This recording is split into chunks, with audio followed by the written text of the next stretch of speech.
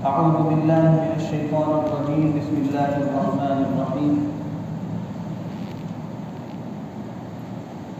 ولا تستوي الحسنة ولا السيئة ادفع بالتي هي أحسن فإذا الذي بينك وبينه عداوة كأنه ولي حميم. بزرگان محترم، اس آیت کا آسان سا ترجمہ یہ ہے کہ اچھائی اور برائی برابر نہیں ہو سکتی.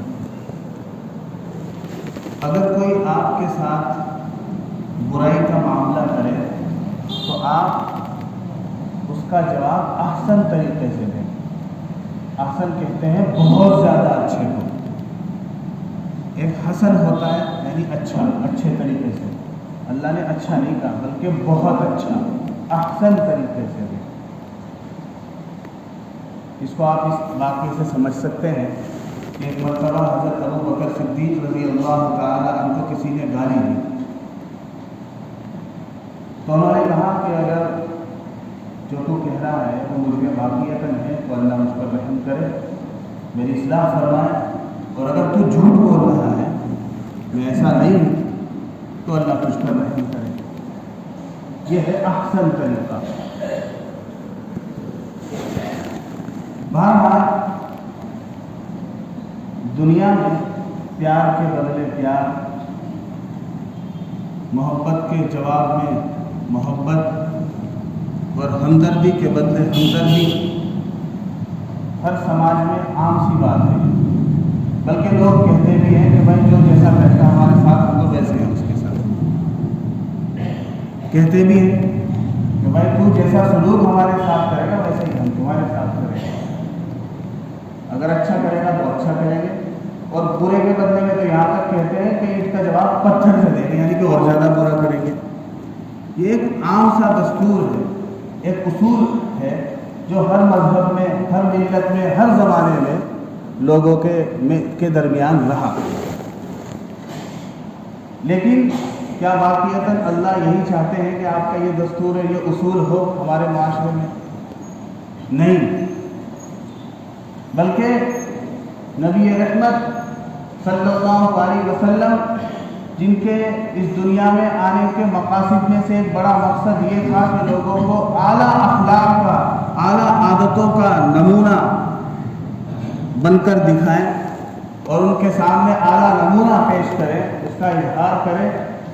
انہوں نے اس اصول سے بالکل ہٹ کر ایسے اخلاق پیش کیے کہ اس زمانے میں، جس زمانے میں ہر طرح کی برائیاں لوگوں میں عام تھی، ظلم و ستم، قتل و غارت گری، چوری، ڈاکہ زنی، زنا کاری، اور اسی طرح سے کئی خدا بنا لینا، کفر و شرک کی بڑی بڑی بیماریاں اس زمانے میں تھی.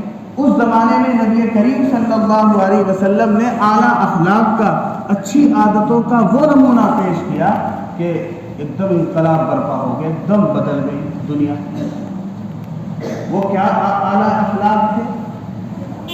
اما عائشہ رضی اللہ تعالی عنہ فرماتی ہیں کہ نبی کریم صلی اللہ علیہ وسلم نے کبھی اپنے ہاتھ سے کسی نوکر کو، غلام کو یا عورت کو نہیں مارا. کیا فرما رہی ہے کہ کبھی کسی غلام کو یا کسی عورت کو نہیں مارا. جہاد میں اگر مارا ہے تو وہ صرف اس وجہ سے کہ اللہ کا حکم ہے کہ مارو. اسی طرح سے جب نبی کریم صلی اللہ علیہ وسلم کو کسی نے ستایا تو اس کا بدلہ کبھی نہیں لیا. ہاں، اگر وہ ستانا ایسا ہے کہ شریعت اس پر لاگو کرتی ہے، مثلا کسی نے چوری کی تو ہاتھ کاٹنے ہیں تو اس کے ہاتھ کاٹے گئے. اگر کوئی زانی ہے تو اس پر کوڑے برسائے گئے. اگر شادی شدہ زنا کرنے والا ہے تو اس کو سنسار بھی کیا گیا، چوراہے پہ کھڑا کر کے پتھروں سے بھی مارا گیا. لیکن بذات خود اپنے نفس اور اپنی ذات کی وجہ سے کبھی کسی کو کچھ نہیں کہا. آپ دیکھیے، یہ ماہ ربیع الاول چل رہا ہے. پچھلے ہفتے بیان کیا گیا تھا کہ اس مہینے میں نبی کریم صلی اللہ علیہ وسلم اس دنیا میں تشریف لائے، تو انہیں کے متعلق بات کر لی جائے. بس آپ لوگ ذرا غور سے سماعت کریں تاکہ میرا یہ بولنا، یہ مل کے بیٹھنا، یہ جمعہ اس سے ہمیں پورا فائدہ حاصل ہو جائے۔ جب مکہ میں نبی کریم صلی اللہ علیہ وسلم کو نبوت ملی اور حضور نے کفار مکہ کو دعوت اسلام پیش کی اور ایک اللہ کی طرف بلایا تو سارے دشمن ہو گئے اور ہر طرح سے حضور کو پریشان کیا۔ ذہنی اعتبار سے حضور کو ذہنی بھی تکلیف پہنچائی گئی، اور زبان سے بھی کوئی شاعر کہہ رہا ہے، کوئی جادوگر کہہ رہا ہے، کوئی لڑکے پیچھے لگا دیتا ہے جو تالیاں بجاتے ہیں اور اوباش بدماش پتہ نہیں کیا کیا پیچھے بولتے جاتے ہیں۔ خود کا چچا حضور کے پیچھے بولتا جا رہا ہے، اس کے بات نہ سنو، یہ تو دیوانہ ہے۔ جب حضور تبلیغ کر رہے ہیں تو خود کا چچا کیا کہہ رہا ہے کہ اس کی بات نہ سنو، تو دیوانہ ہے، پاگل ہے، ایسے ہی بڑبڑا رہا ہے، یہ تو اپنے باپ دادا کے دین سے پھر گیا، یہ تو اپنے باپ دادا کو برا بھلا کہہ رہا ہے۔ آپ سوچو، غور کرو، نبی کریم صلی اللہ علیہ وسلم جس راستے سے گزرتے تھے اس میں کانٹے بچھا دیے جاتے تھے۔ نبی کریم صلی اللہ علیہ وسلم جب نماز پڑھتے تھے تو ان کی پیٹھ پر اونٹ کا بوجھ، اوجھلی وغیرہ ڈال دی جاتی تھی پریشان کرنے کے لیے، یہاں تک کہ حضور کو مارنے کی سازشیں پورے کفار نے مل کر کی۔ کسی نے زہر دیا، کسی نے برا بھلا کہا، یہاں تک کہ یہودیوں نے جادو بھی کرایا۔ لیکن نبی کریم صلی اللہ علیہ وسلم کی اخلاق دیکھیے آپ، کہ جب مکہ فتح ہوا تو حضور نے کیا سلوک کیا سب جانتے ہیں۔ سب ڈر رہے تھے کہ آج تو جتنی ہم نے ظلم اور ستم مسلمانوں پر اور حضور پر کیے سب کا بدلہ لیا جائے گا۔ سب پریشان تھے، گھبرا رہے تھے، تھر تھر کانپ رہے تھے اپنے گھروں میں کہ آج تو پورا حساب ہوگا۔ لیکن حضور نے کہا کہ بتاؤ تمہارے ساتھ آج کیا سلوک کیا جائے گا۔ اب وہی لوگ کیا کہتے ہیں کہ آپ کریم النفس ہیں، نیک شریف بھائی ہیں۔ پہلے بھی جانتے تھے کہ آپ کریم النفس اور شریف ہیں، لیکن آج کہہ رہے ہیں کہ آپ کریم النفس ہیں، شریف بھائی ہیں۔ اور جو کریم بھائی ہوتا ہے وہ تو کرم کا ہی معاملہ اور ہمدردی کا ہی معاملہ کیا کرتا ہے۔ چنانچہ نبی کریم صلی اللہ علیہ وسلم نے بھی وہ اعلیٰ اخلاق پیش کیا، کہا کہ آج سب آزاد، سب معاف۔ یہ ہے اعلیٰ اخلاق جس کے لیے نبی کریم صلی اللہ علیہ وسلم اس دنیا میں تشریف لائے۔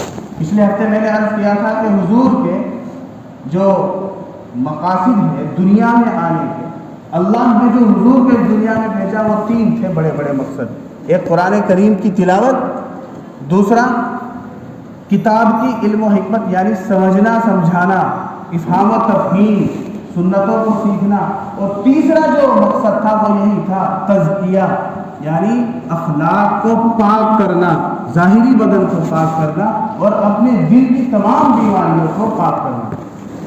آپ اور دیکھیے، جب نبی کریم صلی اللہ علیہ وسلم ہجرت فرما کر مدینہ پہنچ گئے تو وہاں بھی کفار نے حضور کا پیچھا نہیں چھوڑا، وہاں بھی طرح طرح سے پریشان کرتے رہے، یہودیوں کے ساتھ مل کر حملے کی اور بغاوت کی کوششیں کرتے رہے۔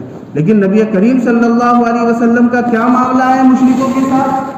سب آزاد، سب معاف۔ اور صرف مشرکین مکہ کے ساتھ ہی نہیں، آپ یہودیوں کو دیکھ لیجئے، یہودیوں نے ہر طرح سے نبی کریم صلی اللہ علیہ وسلم کو پریشان کیا، جادو بھی کیا، یہاں تک کہ حضور کو زہر بھی دیا، جس کا اثر جب آخری وقت تھا اس وقت بھی نبی کریم صلی اللہ علیہ وسلم نے فرمایا کہ آج بھی اس زہر کا اثر میں اپنے اندر محسوس کر رہا ہوں۔ وہی یہودی جو آج معاہدہ کر کے گئے کہ ہم آپ کے خلاف بغاوت نہیں کریں گے، اور پھر پیٹھ پیچھے بغاوت کرتے ہیں اور دشمنوں کے ساتھ سازشیں کرتے ہیں، جن کو حضور صلی اللہ علیہ وسلم مدینے جاتے ہی اپنے ذمے لے لیا اور ذمہ بنا دیا۔ ذمہ اس کو کہتے ہیں جس کی حفاظت اپنے ذمے ہو۔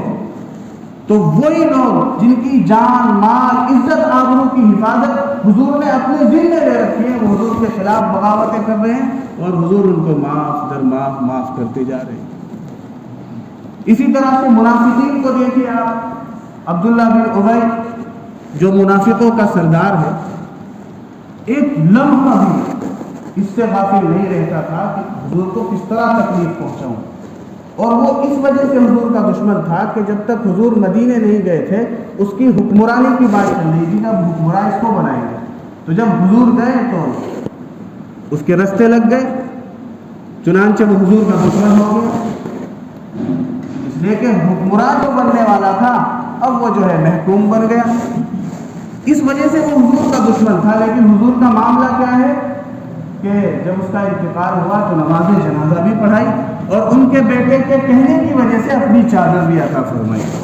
یہ ہے اعلیٰ اخلاق جس کو نبی کریم صلی اللہ علیہ وسلم ہمیں سکھا کے گئے ہیں، اور جو طریقہ ہمیں سکھا کے گئے ہیں کہ اس پہ چلنا ہے، اور یہ بھی اخلاق غیروں کے ساتھ ہے، اپنوں کے ساتھ سے اس سے کہیں درجہ اعلیٰ اخلاق نبی کریم صلی اللہ علیہ وسلم نے پیش کیے۔ تو ہمیں نبی کریم صلی اللہ علیہ وسلم کی تعلیمات کو عام کرنا ہے، اور غیروں سے بڑھ کر جب غیروں کے ساتھ یہ معاملہ ہے تو اپنوں کے ساتھ اس سے کہیں درجہ ہمیں محبت کا برتاؤ کرنا ہے اور اعلیٰ اخلاق پیش کرنے ہیں۔ نبی کریم صلی اللہ علیہ وسلم کے اعلیٰ اخلاق کیسے تھے کہ طائف والوں نے اوباش بدماش لڑکے حضور کے پیچھے لگا دیے، اور انہوں نے اتنے پتھر مارے حضور کے کہ پورا بدن زخموں سے چھلنی ہو گیا، اور اتنا خون نکلا کہ اس خون کی وجہ سے جوتے بھی خون سے بھر گئے۔ لیکن حضور کا اخلاق دیکھیے آپ کہ باہر آئے، فرشتہ بھی آیا پہاڑوں کا کہ اگر آپ حکم کریں تو دونوں پہاڑ ملا دو جس کے درمیان میں طائف آباد ہے، لیکن آپ رحمت للعالمین کہہ رہے ہیں کہ نہیں، اگر یہ نہیں تو ان کی اولاد جو ہے ایمان لے آئے گی۔ تو یہ ہے وہ اعلیٰ اخلاق کہ نہ صرف حضور صلی اللہ علیہ وسلم نے ان لوگوں کو جو حضور پر ظلم و ستم کے پہاڑ ڈھا رہے ہیں معاف کیا، بلکہ دعا بھی ان کے لیے کر رہے ہیں۔ اسی کو فرما رہے ہیں اللہ وَلَا تَسْتَوِي الْحَسَنَةُ وَلَا السَّيِّئَةُ اِدْفَعْ بِالَّتِي هِيَ أَحْسَنُ۔ جب کسی سے تمہیں کوئی نقصان پہنچے، تکلیف پہنچے، تو کیا کرنا ہے تمہیں؟ اگر آپ اپنی مرضی کی سنیں گے تو آپ اس کو اس سے زیادہ پریشان کریں گے جتنا آپ کو اس نے کیا۔ اگر اس نے آپ کو ایک گالی دی ہے تو آپ 20 دے کے رکیں گے، اگر آپ کو اس نے پتھر مارا ہے تو آپ گولی مار دیں گے۔ اپنی مرضی سے تو آپ ایسا کریں گے، لیکن اللہ کیا کہہ رہے ہیں کہ احسن، یہ بھی نہیں کرنا کہ معاف کر دیں اس کو کہ بھائی میں نے معاف کر دیا، بلکہ اس کے لیے دعا بھی کرنی ہے اللہ اس کو ہدایت دے، سیدھے راستے پر اس کو چلا۔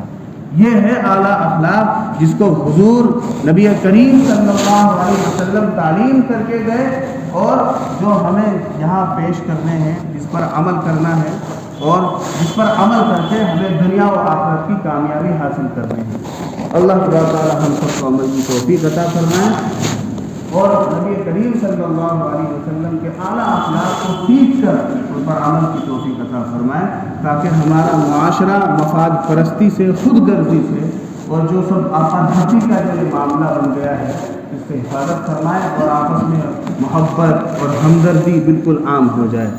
واقعی دعوانا الحمدللہ۔